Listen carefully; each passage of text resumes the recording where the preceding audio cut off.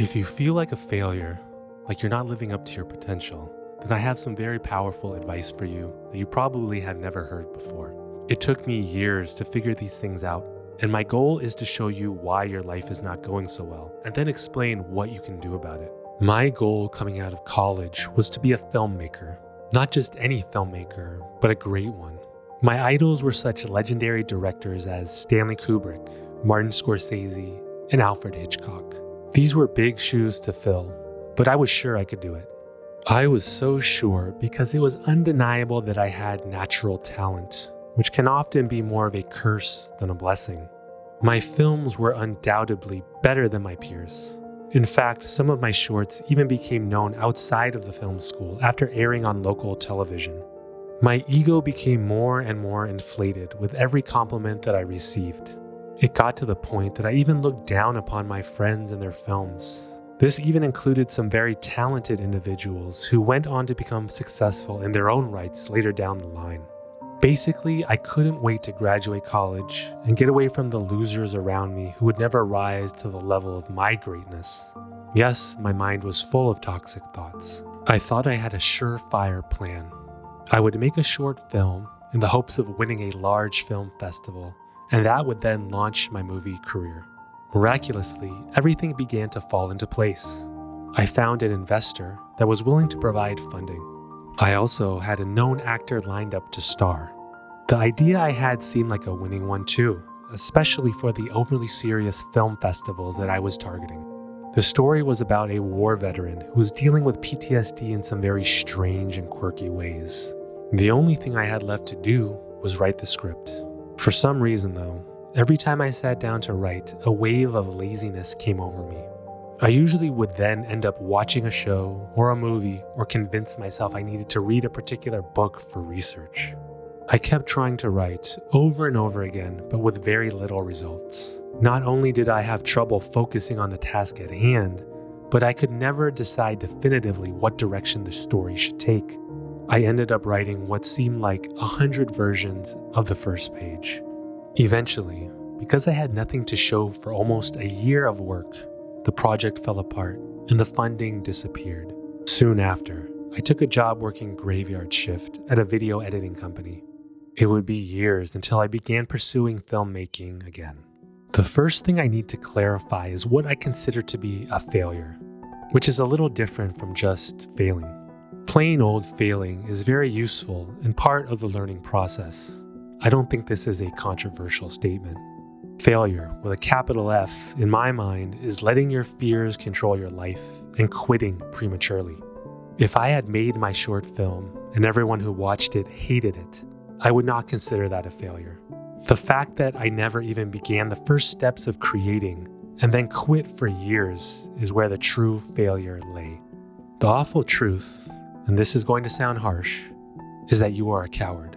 In fact, most people are cowards. Look around you and it's likely that 99 out of 100 people you know are so cowardly that they will never face their fears in their whole life. But this doesn't have to be the case, because there are ways to better overcome adversity in your life that I've used, and you can too. I promise I'll get to that soon. The dictionary definition of a coward is a person that lacks the courage to do or endure dangerous or unpleasant things. So when I say you're a coward, I don't mean that you wouldn't risk your life for the safety of your family or the ones you care about. Maybe you would in a particular circumstance. What I mean is that you lack the ability to endure unpleasant things. Isn't this the most obvious and simple explanation for why we quit almost all of the goals we set for ourselves? We just can't handle the uncomfortable feelings that arise. Here is a big error in how I viewed my failure. I did not understand that I only had one problem.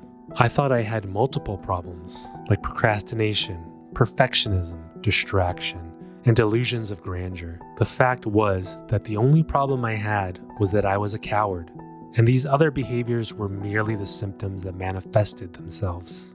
I procrastinated writing because I did not want to endure the pain of facing a blank page. I never was satisfied with what I wrote, or in other words, I was a perfectionist because I feared the eventual rejection of my idea from others. I distracted myself with TV, movies, and even books because, again, I did not want to face the difficult task at hand. I came out of my university with a delusional mindset because it was too scary to admit just how hard it was going to be to become the next Stanley Kubrick. I think I've defined the problem sufficiently, so it's time to get into how to start changing for the better. There are a lot of potential solutions, but the following concepts helped me the most to overcome my cowardice and eventually become a working filmmaker. When I first heard this concept explained, it blew my mind. Dr. Andrew Weil, a famous integrative medicine doctor, said this when he was discussing quitting addictive substances.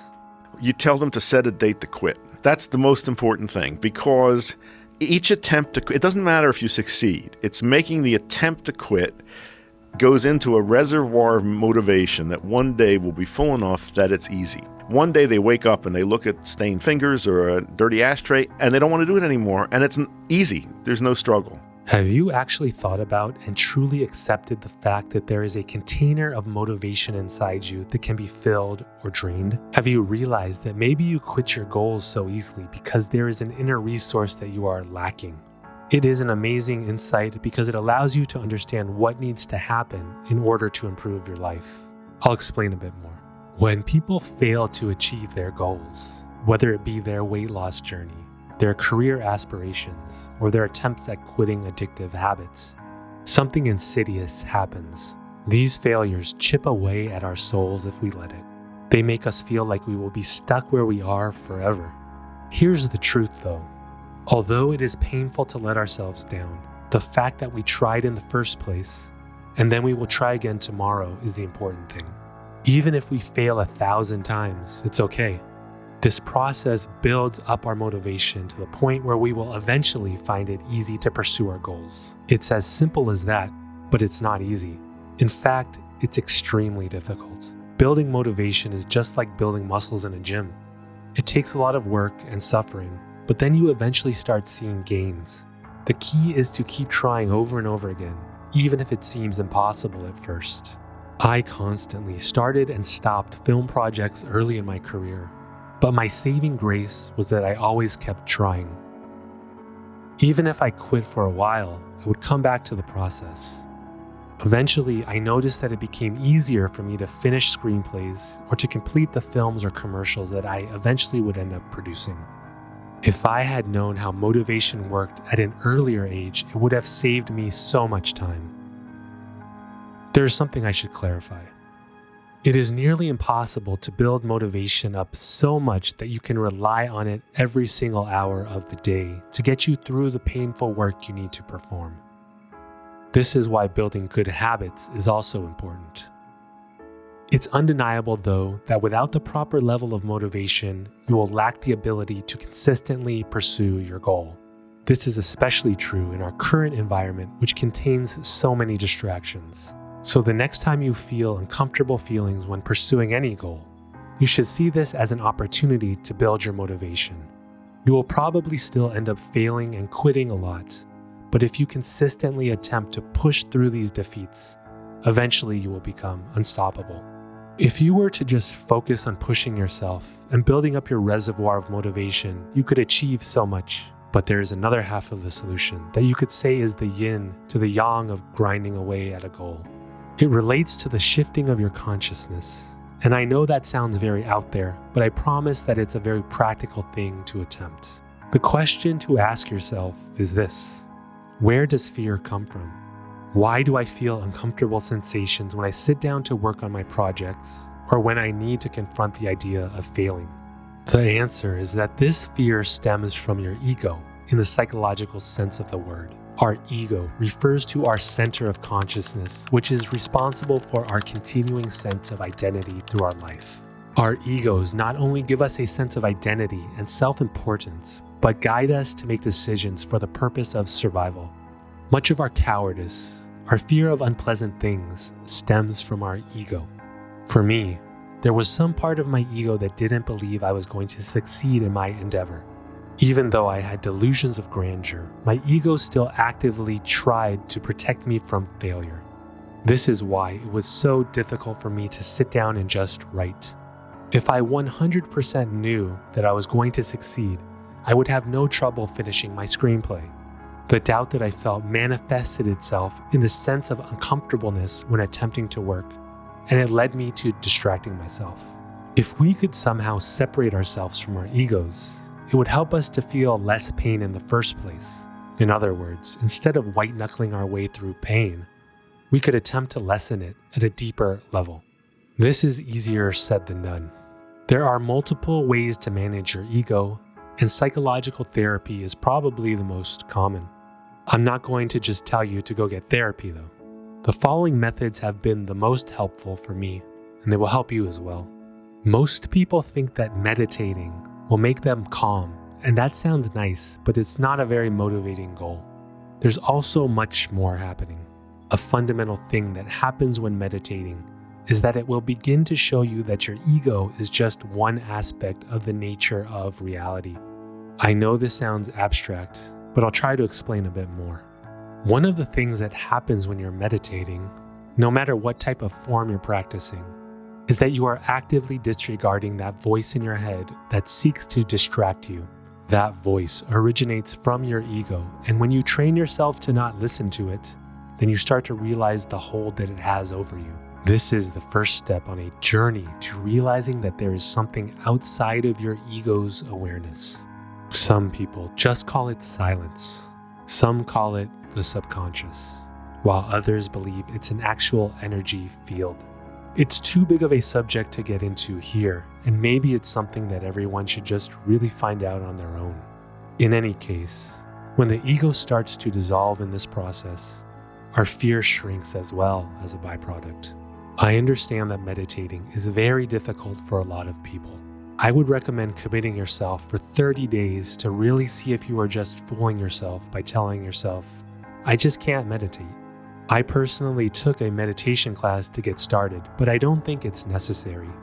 There are a lot of online programs and books out there too. This is a big topic, and there are more informed people than me who have written about it. I would suggest you look into it for yourself. There are multiple methods other than meditation to help you explore the role of your ego in your life. I feel like meditation is the most safe and effective method long-term, but psychedelics are another method I used to great effect. I'm not recommending that you do this unless you feel very compelled on your own to seek it out. There is a chance of doing more harm than good. It is undeniable, though, from my own experience, that psychedelics can very quickly give you insights into the nature of your own mind. This knowledge almost always teaches you about your ego. The specific lessons will be different for each individual, but if you do have an issue with an overactive ego, then it's almost guaranteed that you will need to confront this during your sessions. Just remember that there are no shortcuts in this area, and although these compounds can shed a light on various hidden elements in your mind, we need to do the work in everyday life in order to truly change ourselves. In the end, you want to find the modality that is best suited for you personally to control your ego. Meditation and psychedelics have helped me the most by far, but feel free to search for other methods to pursue as well. I'm going to end with an anecdote that I feel sums up this whole topic of failure and cowardice. In ancient China, martial arts masters would select their students based on a surprising criteria. Potential pupils would fight each other, and the strongest and fastest would usually win. But these were not the students that the masters were looking to find. The students that they would take were the ones that got beaten down, but kept getting up over and over again. The fighters that showed an inner resolve to never give up were the ones that would inevitably go on to find greatness.